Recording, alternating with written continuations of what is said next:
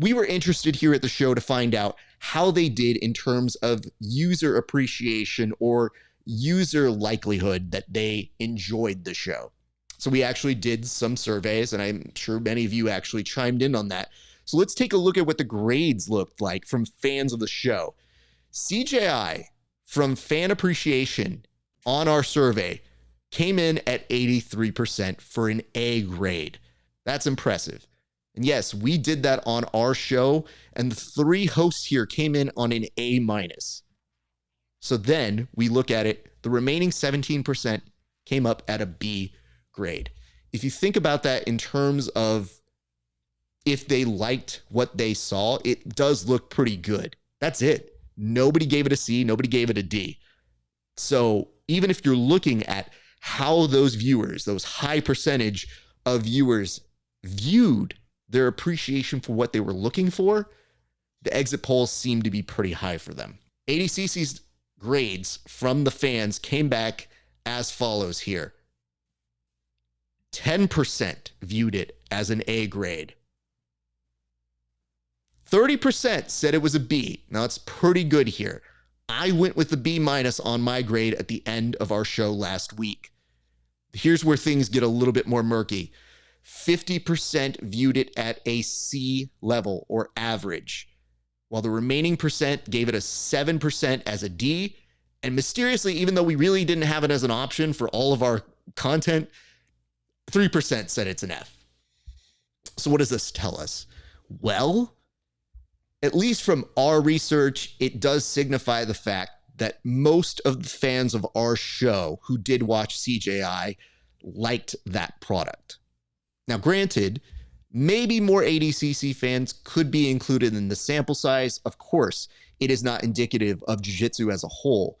But what I can tell you is our fans aren't afraid to get blocked for feedback. So they're not as afraid to give it a bad rating. Clearly, if you look at this chart, if you're ADCC, it tells you that, yes, you've cultivated a very strong demographic and a very strong following.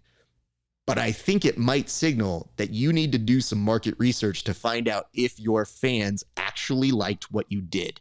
And I know you will block anybody that disagrees with you. You've done it multiple times when people have asked very easy and significant questions like, why are we paying Michael Buffer so much money? That's a legit ask. If you guys do some market research, I think it's time to figure out whether your fans actually liked it, because it does tell you one thing. 50% of your fans giving you a C grade does not do well for the future, especially if you go up against further competition. So this is probably good feedback to figure out where you stand with your base. And yes, if our research is wrong, that's perfectly fine. But perhaps our audience is trying to tell you that between this and this, there was definitely a winner over the weekend. So yes, if you're looking back at that, that 50% should concern you.